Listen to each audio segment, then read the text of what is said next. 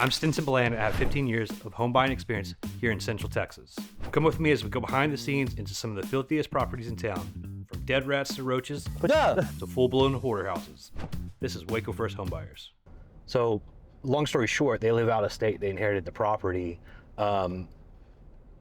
They called us because they had squatters in the property, and the neighbors called them and said, hey, you have some bad people living in the property, and y'all need to take care of that. And apparently this is the second or third time they've had squatters in the property. I'm excited that you guys are going with me today because, you know, I've been doing this since 2009. I've looked at thousands of houses. The most interesting houses are the squatter houses, right? You never know what you're gonna see here. I'm guessing based on the vague description he gave me, the house has holes in the roof and it's probably full of clutter and there's no telling what's going on, but these are the most interesting houses by far. So we'll see what we get. So do we know if there's any squatters in the house right now? Or are we gonna run up on anybody? We have no idea. So I know the squatters were there about a week ago. They were ran off, however they got them out of there. But with it raining today, I'm willing to bet that if they are like homeless looking for shelter, that they're probably back in the house. So if squatters are getting in the house, there's definitely broken windows or broken doors. And when I asked for a lockbox, he laughed and said, you'll be able to get in. so you know, I'm guessing it's not too secure. So we'll there's no telling. We'll see. I'm guessing that it's going to be in pretty bad shape. It's over 100 years old, and he says it's been vacant for, I don't know, 5 or 7 years. So I'm guessing it's going to be in rough shape.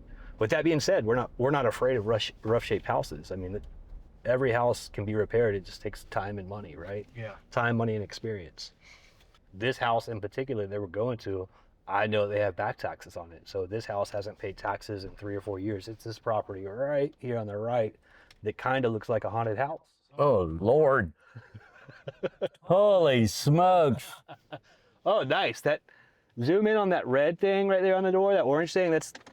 This house has been red tagged by the city. So he didn't mention that on the call, but this house is condemned already. So, Oh, man. I'm guessing we might find some rodents, some cats, possible squatters. There's no telling what we're about to find. All right. You guys want some bug spray for your pants? No. I'm not joking. I'm not joking. Yeah, I know you're not. You staying outside? No, I'll go in, but You want to skip the bug spray? I'm okay. Yeah. All right, man. So, how do we know if there's squatters in here? So we don't yet. Right now we're listening for scurrying around because they hear us if they're in there, right? So the first thing I'm going to do is kind of walk around and make a bunch of noise and give them the chance to leave. So we'll just kind of make some noise, let them know we're here, if they are here, and you know, just tell them, hey, you can get out. It's no big deal. So follow me. This is my type of house right here. This building is unsafe or dangerous to occupy. So this is a perfect example of properties that most people don't think they have the ability to sell. They think, hey, it's unsafe, it's been red tagged. There's a fine up to $2,000 if somebody's living here. That's what we buy. We buy properties that have problems and we solve those problems. So, so it's been about a year, right? The guy, when he called, he didn't mention that it was red tagged, but it's been since September of last year. So that's really nice of him. So let's knock. This side's locked, so we're gonna have to find how we get in here because he said we shouldn't have a problem. So just follow me. What's cool is like you have this condemned house. It's got poison oak all over it. There's probably stray cats in there. There's definitely squatters just as of 2 weeks ago. But if you look around, this house right here has been rehabbed. This white house, this gray house has been rehabbed. The house over there has been rehabbed. Look at that nice porch, the cedar porch. And then this brick house is new construction, right? So this is what people don't realize, is that all these neighborhoods are turning. It just takes people, they're willing to take the risk and the investment on the property. So, all right, we'll kind of just make some noise. Again, I don't want to have any confrontation with these people if they're here. So another thing we're looking at when we're looking at properties, this is a perfect example. This house sits on 3/4 of an acre. Oh, so this is all? This is all the property. Wow. So most lots over here in this neighborhood are 0.24 acres at the top and as low as 0.166, the minimum requirement. This, you could rehab that house and then replat this and have 2 or 3 lots right here, depending on the width. You need 50 foot per lot is a minimum. So I don't know. It looks like you could probably get 3 lots here if you wanted to go down that development route. Yeah. With all this new construction and rehab, it's probably a possibility. This is perfect. The seller, when he called me, he told me that the garage might need a new roof, is what he told me. You think that it might need a new roof? I think that's a demo right there. I don't think that's a new roof deal right there. No, that's not a Don't new... get too close. They might get you. That's like saying, we might have to replace a window or 2. Now I see why he says we won't have a problem getting in. Look Yeah. at the back door. Wow. Same thing. This building, obviously, it's probably dangerous for me to stand right here, but same thing. This is condemned as well. Hello, is anybody here? City of Waco. Hello, is anybody here? If anybody's in, you can leave now. We don't want no problems or anything. We're just here to do an inspection. For sure. I'd rather them let me know. I don't want to come around a corner and have somebody pop out on us. Hello, anybody here? All right, guys. So to get in here, we're gonna crawl through about 3 foot of trash. I don't know if it's trash. It's clothes, mail. It's not exactly garbage, but so this is my kingdom right here. This is what we do. Take a look. That's a restroom. I just noticed when we came in here, this is actually a restroom. You have to think this house was built in 1910. So when it was built, they didn't have restrooms. They had outhouses. So this back half of this house was added on, including that restroom. I don't think I can get in there with all the trash, but it's pretty rough in there.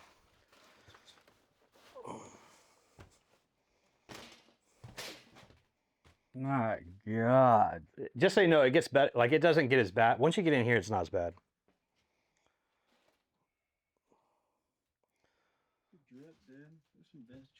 How do people live like this?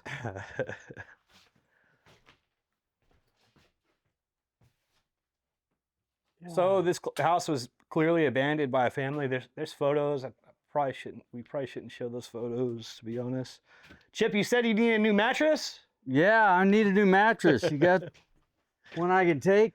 This one's highly used. Calendar from 1996. So I'm guessing it's been abandoned since about then. So what, 30 years?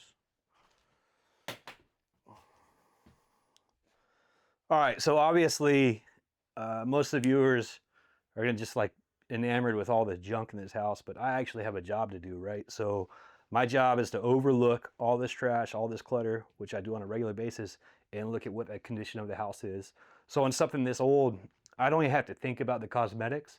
We know automatically that everything cosmetically has to be redone. What I'm looking at is the structure of the house, the foundation, the studs, the electrical, the plumbing, things like that. So I can overlook this. I've been doing this for 16 years. I can look past all this, and I'm here to inspect the mechanicals of the house. So real quick, I'm just looking at that electrical outlet. It's got 3 prongs. So the fact that it's 3-prong and not 2-prong tells me that the electrical has most likely been updated.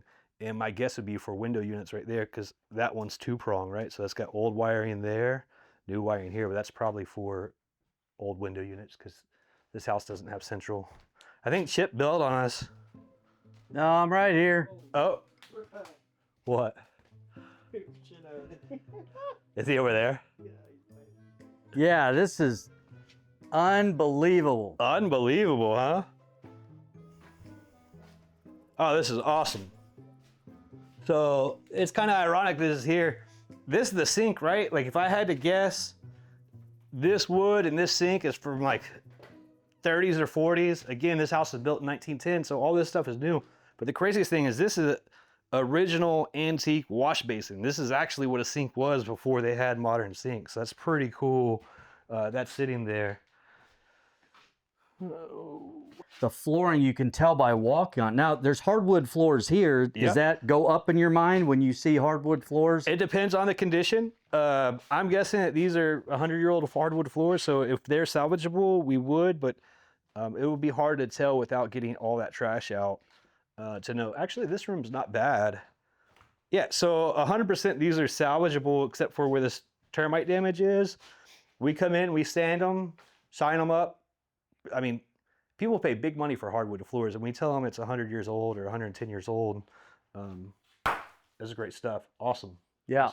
So this fireplace, are you assuming it doesn't work? I'm assuming it because when the house was built, it was actually used for warmth, right? I'm guessing that over time it's probably been closed up, would be my guess, but I wouldn't know that right now, and I'm not going to dig into that. But you can tell by looking at this window right here. They, at one point, it looks like they probably had, they closed the windows. Yeah, they closed the windows up on this side here and that.